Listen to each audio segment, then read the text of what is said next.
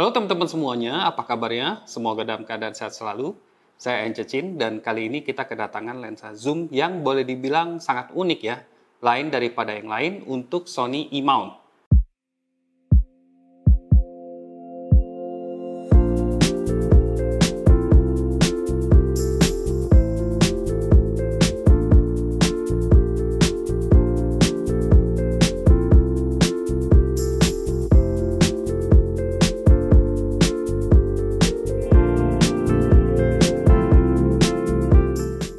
Biasanya lensa zoom dimulai dari 28 mm atau 24 mm. Tapi kali ini Sony membuat lensa yang lebih lebar lagi dibandingkan dengan lensa zoom pada umumnya. Memang dalam beberapa tahun terakhir ini, tren foto dan video lebih cenderung berkembang ke sudut yang lebih ekstrim. Kalau gak lebar banget, ya telefoto banget.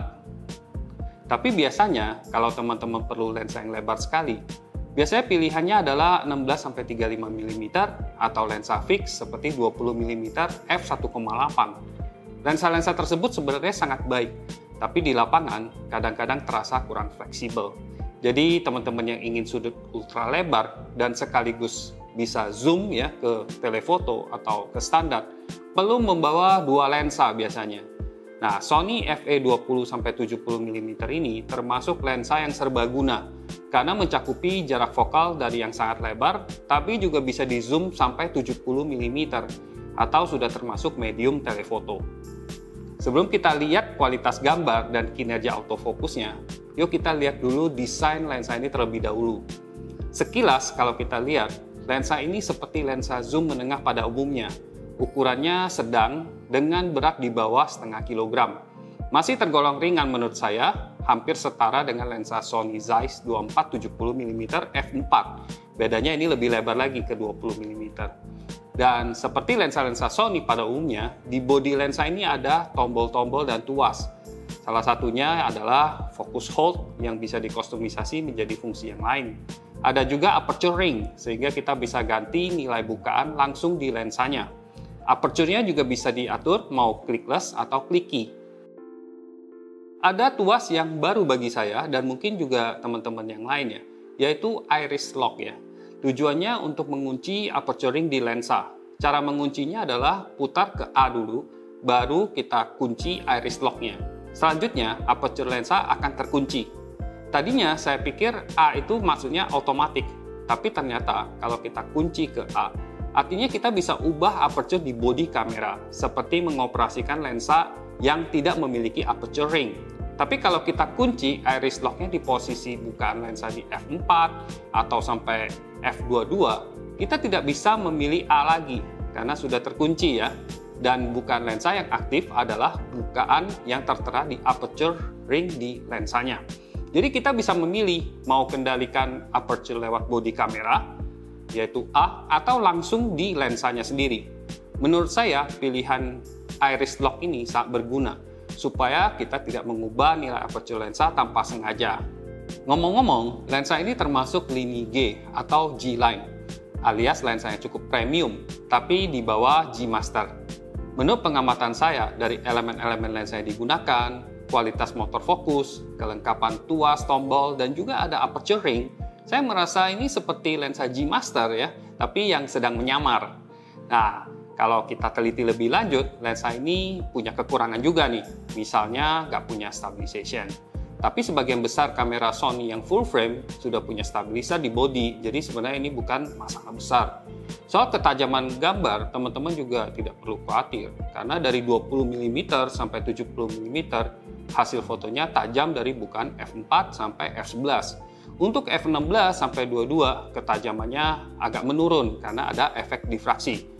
Ngomong-ngomong, saya menggunakan lensa ini di kamera A73 nih.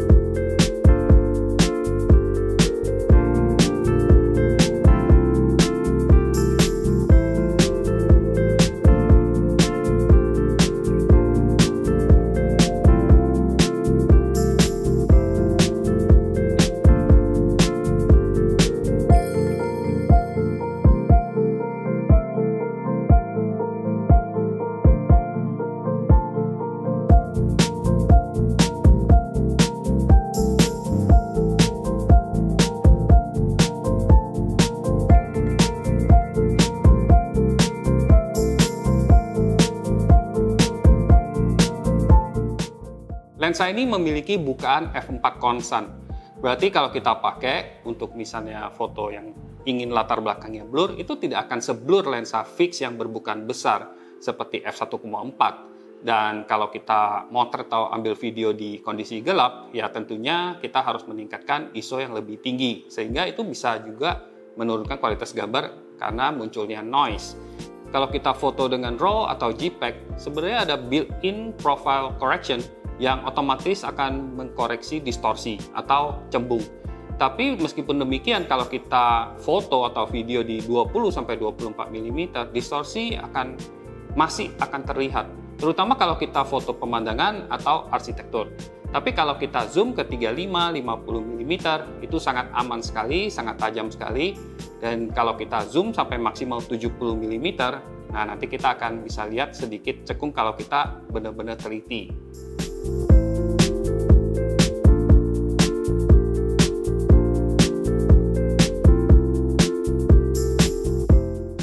Di kamera Sony A7 III, kualitas gambar yang dihasilkan menurut saya cukup merata dari tengah sampai ujung foto.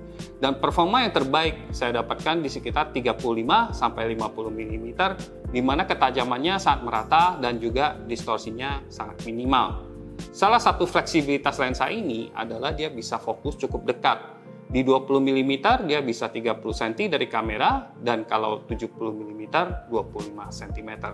Dengan rasio magnifikasi yang cukup besar juga, 0,39 kali. Memang ini tidak bisa dibilang lensa makro yang biasanya magnifikasinya 1:1 atau 1:2, artinya dia bisa fokus lebih dekat lagi. Tapi lensa ini bisa fokus cukup dekat ya, atau close up dibandingkan dengan lensa-lensa lain pada umumnya. Autofocus lensa 20-70 mm ini bisa dibilang lebih cepat daripada lensa-lensa zoom Sony G dan Zeiss pada umumnya. Karena sudah menggunakan teknologi terkini saat ini, yaitu XD Linear Motor Focus. Kita bisa melihat kualitas kecepatan tracking kamera ini yang lebih cepat dan presisi di video yang saya tampilkan ini.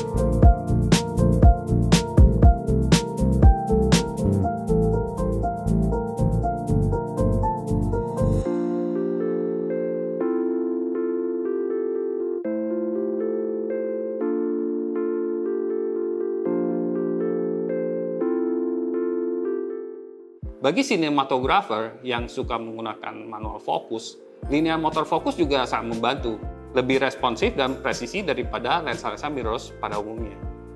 Secara keseluruhan, saya menilai lensa ini adalah lensa zoom yang praktis untuk fotografi dan videografi. Lensa ini termasuk jack of all trades atau yang serbaguna, cocok untuk traveling dan untuk membuat konten. Sulit sebenarnya mendesain lensa semacam ini karena jarak fokalnya mulai dari 20 mm sampai 70 mm ya. Dengan bukaan yang konstan f4, ukurannya juga menurut saya tidak terlalu besar, dan belakangan ini Sony memang sangat piawai ya dalam membuat lensa-lensa yang ringkas tapi yang berkualitas tinggi. Lensa ini akan tersedia di bulan Maret 2023. Jadi teman-teman yang ingin mencoba langsung lensa ini atau ingin membelinya bisa langsung ke toko favorit Anda. Nah, mudah-mudahan informasi ini bisa membantu dan sampai jumpa lagi di review lensa yang lain. Sampai jumpa, bye-bye.